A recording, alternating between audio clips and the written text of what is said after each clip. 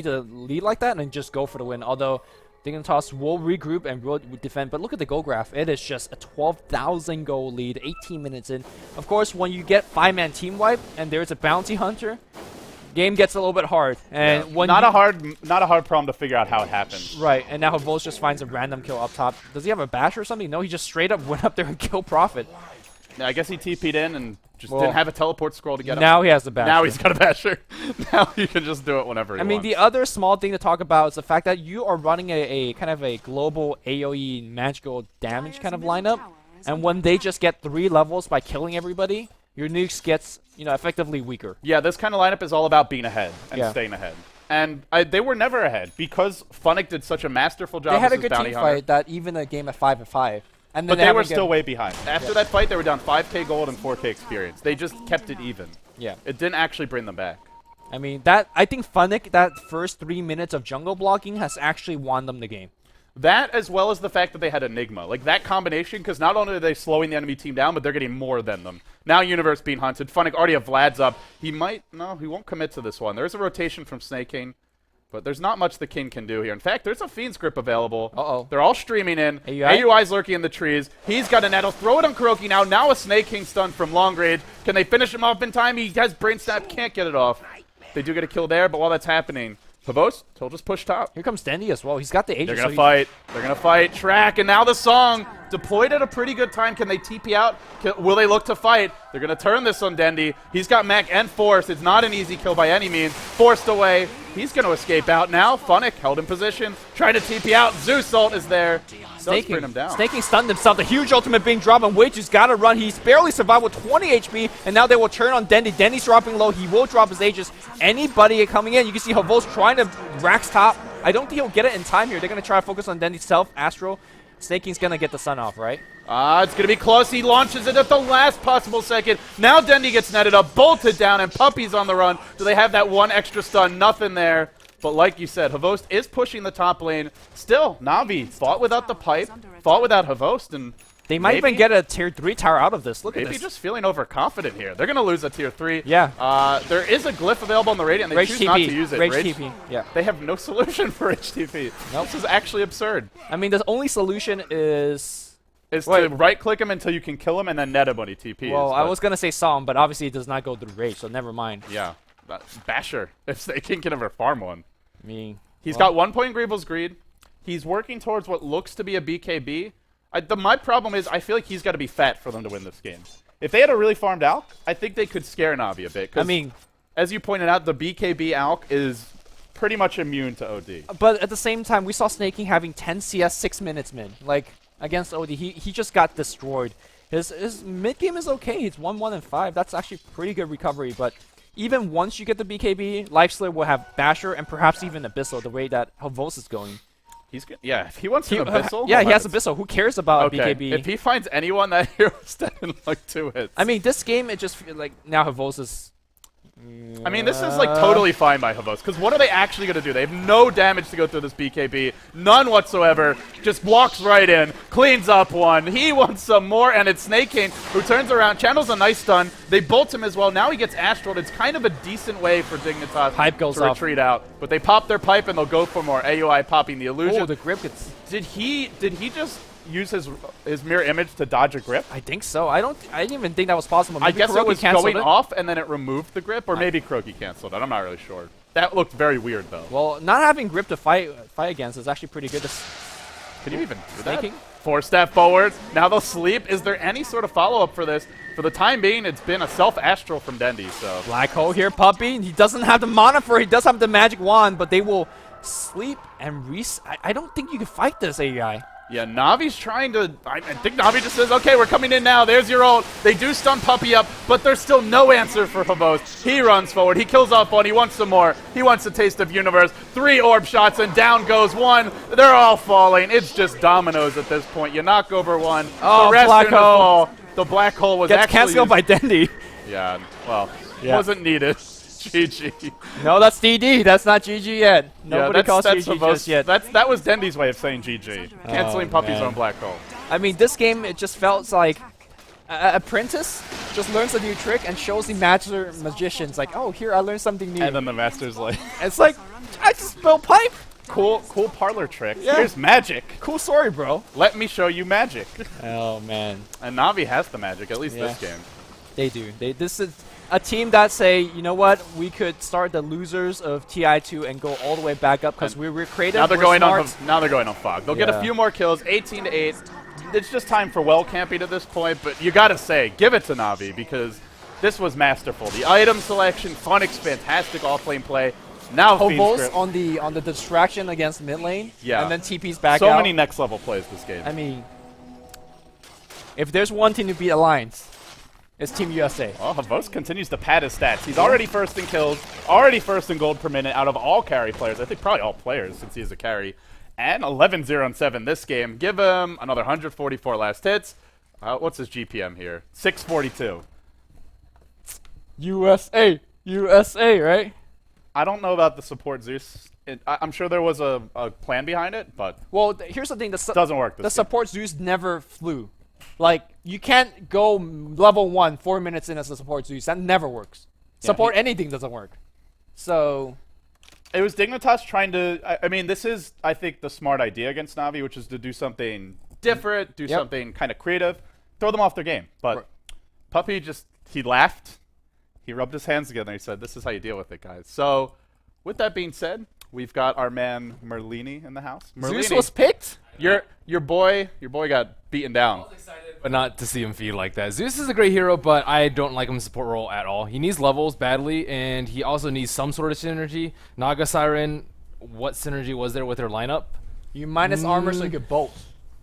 For a sight. I mean, you can channel Unstable Concoction, but there's so many other better ways to combo. For example, Enigma or Darkseer or I don't know, just many other myriad of things. And Dignitas does do this thing where they have like unusual heroes in support roles. I've seen Skywrath in it, which is okay, it's situational, but Zeus I don't think is that good. He needs level 6 ASAP, and he needs actually level 7 ASAP, and he works pretty well in like a Furion Spectre sort of thing, but they didn't have any early game. Zeus is like terrible at zoning out heroes.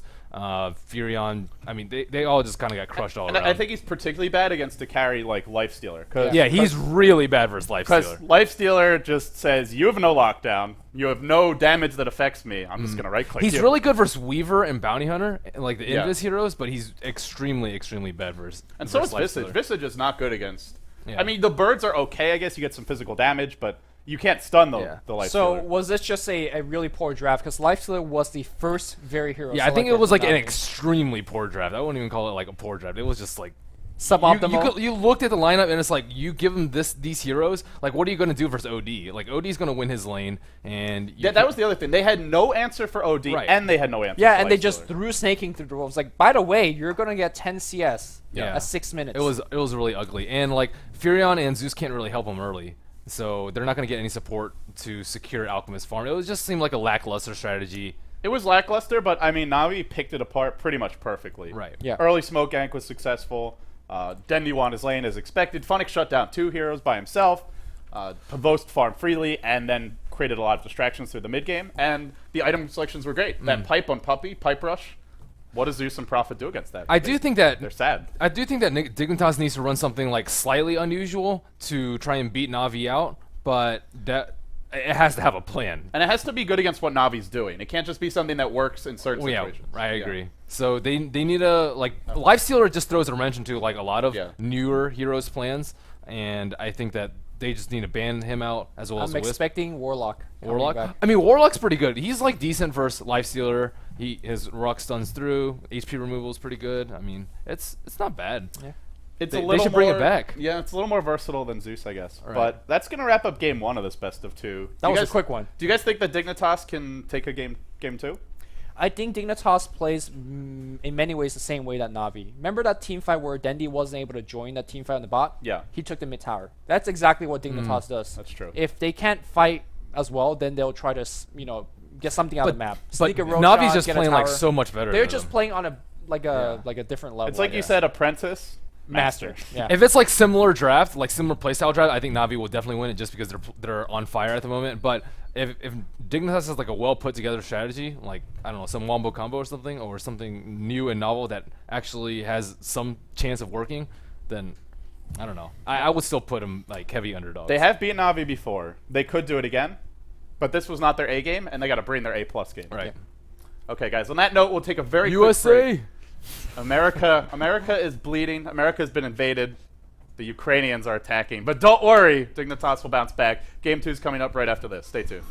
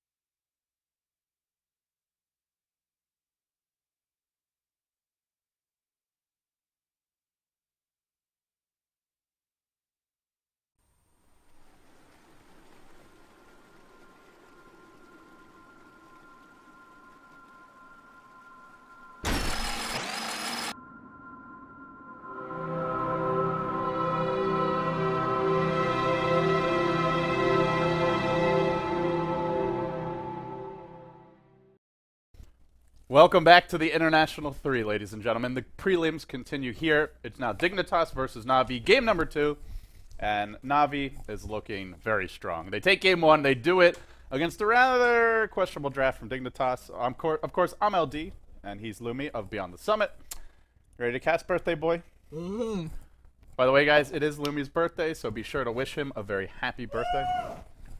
That was Blitz. No better way to have a birthday present than casting fucking 12 hours of Dota. Mm-hmm. Yeah. It's pretty pretty fucking awesome. Fucking awesome. Actually. Yeah. We can't say fucking anymore because having Matt's out of the tournament. We have no good reason to say Yeah. it. That's for sure. So for this game, Na'Vi will be on the Radiant side, Dignitas on the Dire. And Na'Vi had first pick in game 1, I believe, and they get it here again. They go for a Lifestealer. Dignitas, same bans from them. I think similar bans for Na'Vi. And I guess the difference is Dignitas get an OD. But Na'Vi are going to respond by immediately picking up a Razor to deal with that mid. Yeah, I actually want to see this matchup. I hear people talking about the matchup all the time where you level up your passive a couple of times. So when he Astro you, he takes damage, he gets slow, and then you could use your Link to kind of zone him out. Yeah, I think the idea is that you basically skip the nuke because that costs mana. Right. Or a lot of mana. And you steal his damage, and like you said, you purge him whenever he casts Astral, and then you just go and right click him. Yep. I mean, OD without the ability to steal too many Astros, like he's actually not that powerful. He still has high base damage, that's for sure. But I think Razor could actually take him toe to toe. The other thing to look for is that Navi loves to take the Potom or the Windrunner when they're running it on the Radiant, and Funnick likes to go ancient with it. So we'll probably see that again. There also is a Prophet, and OD's a pretty inactive, immobile hero with minimal counter push. So if you want to spread the map, go for pickoffs and push. Sure, that's a They good one as definitely well. can. So Prophet's an option for Navi. I think that's something Dignitas will either ban or pick for themselves pretty early on. Draft's still very fresh and early. Dignitas, the one thing that's kind of rough about picking OD Visage is you've pretty much tipped your hand in terms of how you want to, in terms of what the lanes are going to be. Because you know Visage will be in one of the side lanes. You know OD's going mid, pretty much. You can try and throw him into a side lane to dodge that matchup versus Razor, but Razor's going to do even better in the tri lane. Yeah, we've seen like players and teams using the OD on the one roll, Yeah. and it just fails every time. Like I've never actually seen it do well. So I've seen it work before, but in the games where it worked, I feel like a lot of other heroes would have it wasn't the OD, right? So we do see a Bane elemental being banned out here. Obviously, Bane last game was doing a lot of havoc, although I felt like it was the Enigma, it was the Lifestealer of last game that did a ton of work. And it was also Dignitas picking themselves into a corner. Already they have a much better carry to deal with Lifestealer in OD before he gets items. Alk can deal with Lifestealer, but he does need quite a few items to do it. OD, you've always got Astral to rely on. If he goes in on anybody, one of the best kiting spells in the game. It's like having Disruption, except you have it on a carry. Although it lasts a little bit longer. There's some significant differences. That's very true, but in terms of just disengaging. Yeah. Also, at the same time, one thing to kind of talk a little bit more about the Astro is that he's actually pretty decent against Lifestealer. If you Astro him, you could drop the nuke on him, and there's no way he's dodging with Rage or BKB or anything inside that. So if he is low, you can definitely you finish can him. Astro and then bam, go for the kill. So that's something. I saw it today. I think OD pulling a Void out and then using his ultimate when he was trapped under the Astro, because there's no chance of backtrack of anything of that sort. So it's actually a pretty smart way to use it in conjunction with your ultimate. So we'll see a Rubik ban from Dignitas. They get rid of two of the strong Kuroki supports, the Bane, the Rubik. Kuroki still has some options here, though. We've seen him play Lina. Yep. We've seen him play Jakiro. He's a pretty versatile support player. You can't really ban him out. You can try and limit his offense, though. I think trying to ban supports out is generally not a really good idea, because most support players has a very wide hero pool. Unless you're trying to ban out like the niche special supports, like for example, you ban out Sand King versus Extinct, or you ban out Visage against Net. Those are the heroes that you want to ban out. I think that's what they're doing, though, because Kuroki Yeah, is that's a beast fair on these point. heroes. That's a fair point, Yeah. and it's not going to accomplish too much. Unfortunately. It's a little weird, though, to see the team that is up against Lifestealer banning Bane, because if anything, normally you go and Oh, pick that. they love Main. I mean, also the Razor pick is somewhat of a, I guess, a denial, because Lifestealer, someone gets countered by Razor. We've seen it quite a bit in the past. Now Alk picked up by Dignitas, so we've seen them go Alk mid every time they run it. I think it's 4 times in a row now, but with the OD picked as well, maybe it's an Alk in a tri-lane. Problem, though, is if it is an Alk in a tri-lane is not going to do well against a Razor, and potentially could struggle against the Lifestealer. I mean, I really dislike the fact that if Alchemist goes safe lane, AI is playing it, and we're going to see Snake King playing OD. Snake King strikes me as a player that's very, very aggressive. And how aggressive can you actually get with OD, right? You don't want to force yourself in and do what, right click? So, I don't know. If Snake King's playing OD, it reminds me of Yamate playing OD. In theory, he's a great solo mid, he could run that hero, but it just doesn't fit the player, if that makes any sense. Yeah, they'll go for a Puppy Chen now.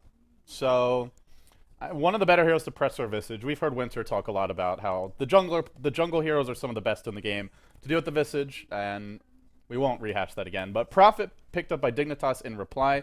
I mean, I figured if it was out there, they'd go for it, but I'm actually surprised to see it slip through to the 4th pick, because I thought it was something Navi would consider as well, but they choose to go for the Chen. Yeah.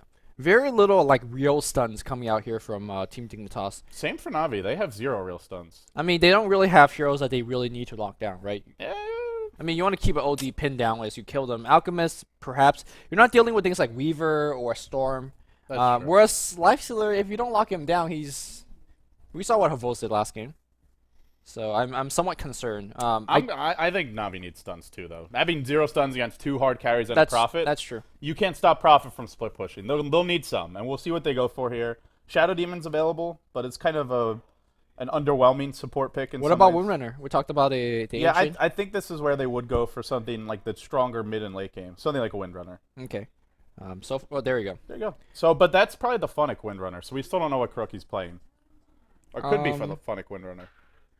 Yeah, I assume it is. I guess if they really wanted to be greedy, they could go back for something like that Marana, run the Marana farm in the Ancient, Sure. and for Funnick, and then the Windrunner for Or the other way Kuroki. around. I mean, Yeah. both those are pretty interchangeable in a sense. Support Marana. Yeah. I Seen don't in know the that. past, Fluff and stuff, TI2.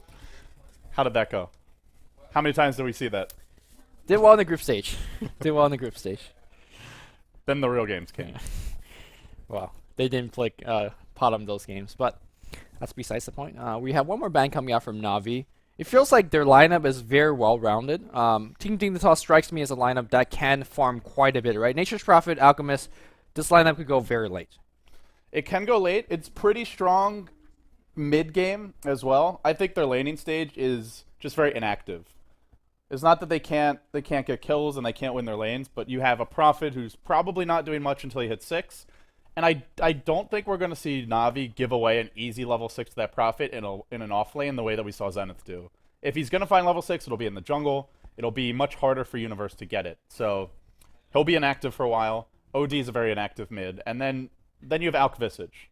Actually, Universe did it okay last time. Like, he was able to join the fight. Gave up the first blood. He did join a few fights, and they got a couple of kills, but he didn't have his fast Midas. He didn't. He wasn't... In the games against Zenith, it felt like he was controlling the games. He wasn't by himself effective. at times. Like, he was okay in lane, and he wasn't effective. I imagine he's going to have an easier lane time. Well, as easy as it was the last game, because Puppy's going to be in the jungle again. So Dignitas will go for something that a lot of the North American teams have been favoring a bit, especially them, which is that support Venge.